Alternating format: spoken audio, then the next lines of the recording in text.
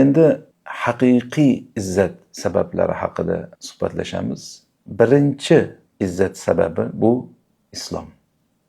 Kim islom diniga kirsa, haqiqiy kirsa, ya'ni shunchaki yolg'ondan emas, yoki ota-bobolarim dini bo'lgani uchun men islomdaman emas, yoki islomda yurishlik va dunyoyimga manfaat ekan deb emas, haqiqiy Allohni tanib, Allohdan o'zga iloh yo'qligini ich-ichidan his qilib, e'tirof etib, haqiqiy dinga kirsa, ya'ni bu odam albatta izzatda bo'ladi.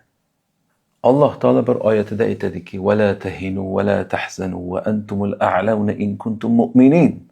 Qarang, bo'shashmanglar, siqilmanglar, sizlar albatta oliy bo'lasizlar agar mo'min bo'lsanglar, debdi Alloh taolo.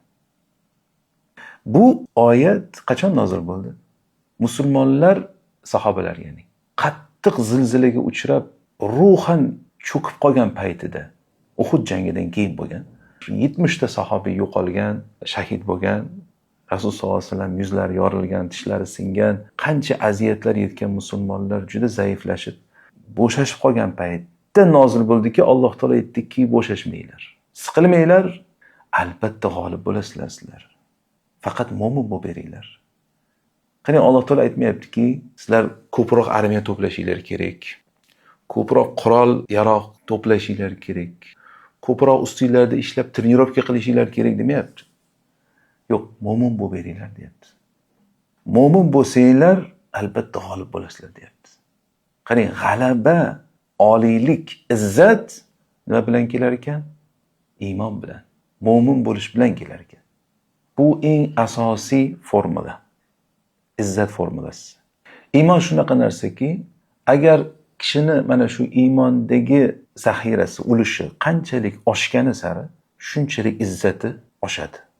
Qanchalik mana shu iymondagi ulushi tushgani sari izzati tushadi. Odamlarga yoqishga harakat qilmang, umuman foydasi yo'q. Odamlarga yoqaman deb, ularning roziligini topaman deb qancha harakat qilmang, yo'q. Siz Alloh bilan mashg'ul bo'ling. Allohning dini bilan mashg'ul bo'ling. Siz iymoningiz ustida mashg'ul bo'ling. Qancha ziyodalashganingiz sari mana shunda, shuncha izzatingiz oshaveradi. Ya'ni biz to'g'ri sabablarga kirishimiz kerak. Izzatni to'g'ri sabablarga kirishimiz kerak. Bir kuni Umar radhiyallohu anhu Abu Ubayda ibn al-Jarroh radhiyallohu anhu bilan birga Shomga safar qilishganda, yo'lda bir soy chiqib qoladi. Shu ko'lcha o'tish kerak bo'lgan soydan. Shunda Umar radhiyallohu anhu tuyasidan tushadi, mahsullarni yechib yelkasiga otadi. Tuyani yuganidan ushlab suvdan o'tishni boshlaydi. Shu payt Abu Ubayda aytadiki, siz shunaqa qilasizmi deydi. Nima desa, mahsizni yechib yelkangizga otib tuyani sudrab shu suvdan o'tasizmi? Sizga yarashmaydi deydi-da, ya'ni odamlar ko'rsa nima deydi? Odamlar ko'rsa. Mana bugun gap, mashhur gap bugun. Odamlar nima deydi? Umar shunda Abu Ubaydaga qarab, deydi. Bu gapni sendan boshqasi aytganda bormi deydi. Ummatga ibrat bo'lsin deb jazolagan bo'lardim deydi. Biz eng xor qavm edik deydi Umar radhiyallohu anhu. Eng xor qavm edik deyapti. Alloh bizni islom bilan aziz qildi. Endi agar biz bundan boshqa narsada izzat istasak, Alloh yana bizni xorlikka qaytaradi deydi. Qarang, bu qoidani zikr qilyapti Umar radhiyallohu anhu. Qoida shuki, islom bilan aziz bo'ladi inson faqat, boshqa narsa bilan emas.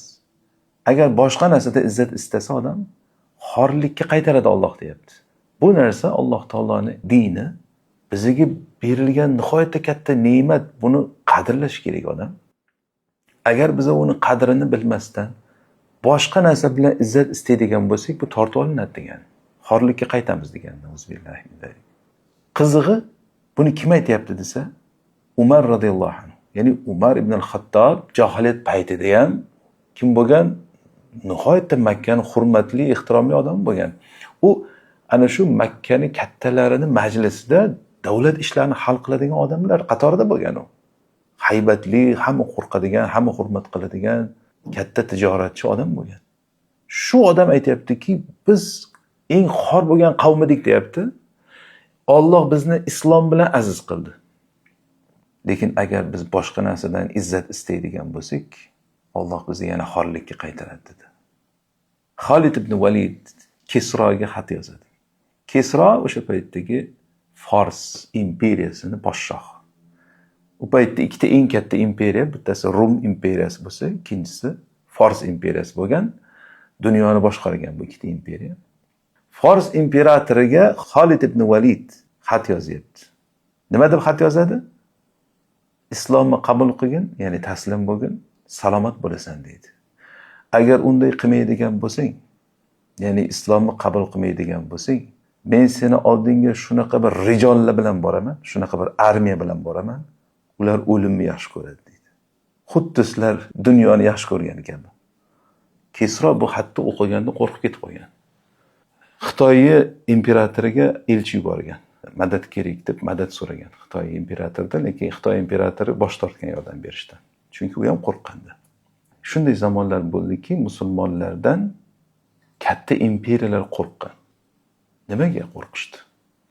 Nimani hisobiga bular bunaqa aziz bo'ldi? Iymon bilan.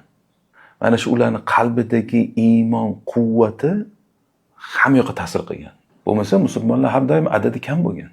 Kamchilik bo'lib turib, nihoyatda katta armiyalarga ketganda ham ana shu katta armiyalar qo'rqqan. Masalan, Rumga qarshi Xolid ibn Validning boshchiligida kelishganda 3000 kishi bilan kelgan. 240 ming odamga 3000 bilan hozir qanaqa qarshilik bildirish mumkin, o'zi o'ylang mana. Lekin shunda ham qaytishmadi ular orqaga, chekinishmadi. Bu bizni matematikaga to'g'ri kelmaydi hozir. Lekin bu yerda mana shu ayni shu iymon izzati bor edi. Abdullah ibn Huzafa radhiyallohu anhu ning qissasi ham mana shu ibratli qissalardan biri.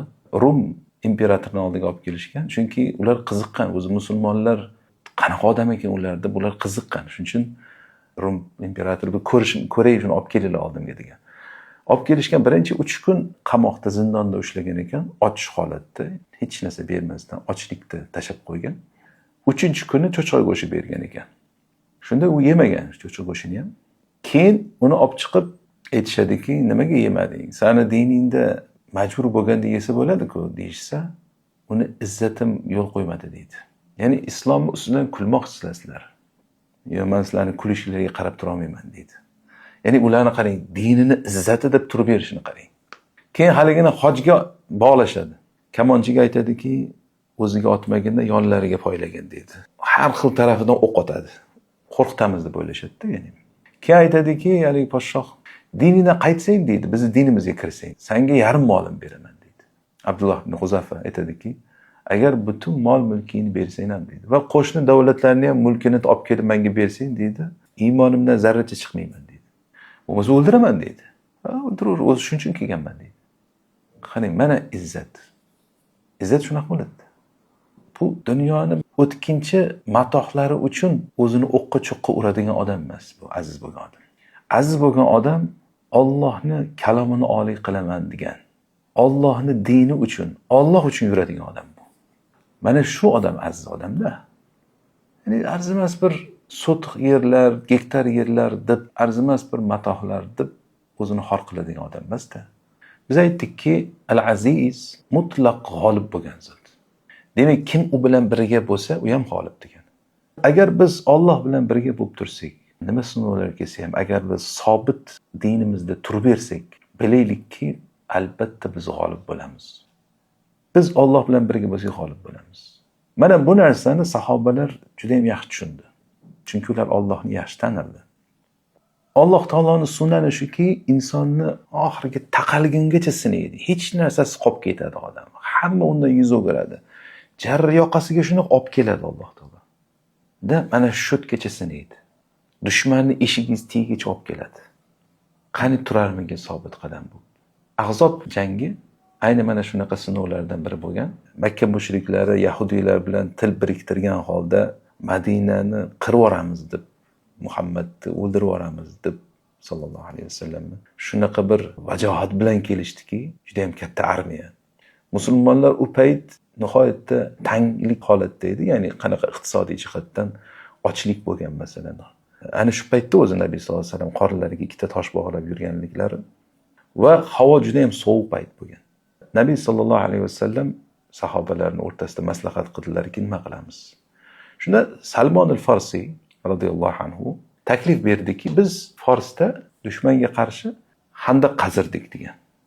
Chuqurlikda, ya'ni 5 metr bunaqasiga, chuqurligi ham bir 4 metr keladigan chuqur. Dushman sakrab o'tolmasligi uchun o'zi Madinada bir dushman kelishi mumkin bo'lgan bitta yo'l bo'lgan, bo'sh.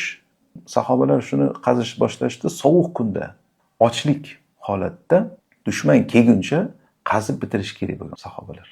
Bu nihoyatda og'ir sinov bo'ldi ularga. Munofiqlar aytdiki, bu Muhammad sallallohu alayhi vasallam bizga Rum forslarni fathini va'da qilyapti. Biz hojatxonaga borishga qo'rqib yuribmiz-ku. Katta-katta va'dalar beryapti deydi. Yolg'on ekan deb borishdi. Lekin sahobalar nima dedi? Sahobalar Ahzobni ko'rganida hada ma wa'adana Allohu va rasuluh. Mana shu Alloh va rasuli bizga va'da qilgan narsa deydi. Ya'ni bular aniq sinalishligini bilgan bu dunyo hayotida. Aniq bularga mana shu dinlarni sinash uchun Alloh taolo bir ibtilo yuborishini, fitna yuborishini bilishgan. Ana shu kelganida ular tanishdi shuni fitnani. Mana shu deydi. Sinovda ular sobit qadam turib berishdi biiznillah.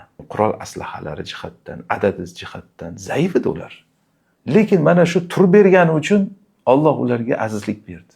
Qanday qilib deyishingiz mumkin. Qani biz agar Alloh buyurgandek tursak, iymonda, toat, ibodatda turib bersak, sabr qilib, Alloh bizga shu g'alabani beradi.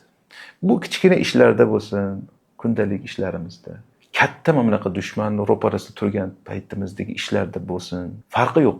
Agar biz taqvoda, sabrda turib bersak, Alloh bizni oliy qiladi, g'alaba beradi bizga. Xuddi shunday Ahzobda ham shamol keldi, mushriklarning ko'ziga chang to'zon bo'lib kirdi, hammasini qalbiga qo'rquv tushib boshladi, vahima qilishdi, qochib ketishdi. Shunday eshik tagiga kelib turib, musulmonlarni o'ldiramiz deb kelgan mushriklar Makkadan Madinaga qalblariga vahima tushdi, o'zaro o'rtalarida nizolar paydo bo'ldi. Chang to'zonning ichida qolib ketishdi, qo'rqib chiqib ketishdi. Nusrat mo'minlarning ustiga tushadi. Qachonki biz mo'min bo'lsak, shundagina nusrat tushadi. Agar biz dindan chiqadigan bo'lsak va o'ylasakki, dindan chiqsak bizga azizlik keladi deb o'ylasak, mana ayrimlar shunaqa deb o'ylaydi. Vaholanki dinga amal qilmasa xorlik keladi o'zi. Inson diniga bir joyda amal qila olmayaptimi? Hijrat qilish kerak bu yerda. Dinga kengchilik bo'lgan joyga. Chunki eng asosiy qutqarilish kerak bo'lgan narsa bu insonning iymoni, insonning dini. Dinni tark qilib men aziz bo'laman deb o'ylasa inson tamomiy adashadi. Buni ziddi xorlik keladi. Agar biz Allohni dinini mahkam ushlasak, qanchalik taqalsa ham turib beraversak, Alloh taolo albatta bizni aziz qiladi bir kun. Xuddi Yusuf alayhisalomni aziz qilgandek, xuddi Musa alayhisalom aziz qilgandek, xuddi Ibrohim alayhisalomni aziz qilgandek. Ibrohim alayhisalomni qanday aziz qildi? Butun shahar chiqib uni olovga otamiz deydi. O'ylab ko'ring, butun boshlik qavm gulxan yoqib olovga otamiz deyapti. Bir o'zi. Hatto o'zini otasi qo'yinglar bilmasdan qilib qo'yibdi, yosh bola demadi. Hatto o'zini otasi yonini olmadi. Bir o'zi turibdi. Ibrohim alayhisalom kimdandir yordam so'radimi shu yerda? Menga rahim qilinglar deb yalindimi odamlarga? Yo'q. Nima dedi? Hasbiyallohu va ni'mal vakil. Allohni o'zi menga kifoya dedi. Va qanday ham u go'zal himoyachi, yordamchi. Bo'ldi, shu gapini o'zi ana shu qalbidagi Allohga suyanishini o'zi kifoya qildi aziz bo'lishiga. Olovga uloqtirishuvdi, haligi gulxan bog'ga aylanmadimi? Alloh taolo olovga buyurdi. Kuni bardan va salaman ala Ibrohim. Ibrohimga salqin salomat bo'l dedi. Alloh olovga buyuryapti. Olov Allohning maxluqi emasmi? Nima bo'ldi? Izzat bilan chiqdimi shu olovning ichidan? Izzat bilan chiqdi. Olovga uloqtirganlarchi xor bo'lishdi. Shuning uchun aytiladi, Alloh o'zini kalimasini oliy qiladi, kofirlarning kalimasi haqir, past. Ular aytgani bo'lmaydi degan. Ular reja qilgan narsa amalga oshmaydi. Alloh g'olib o'zini ishlardi. Chunki u al-aziz.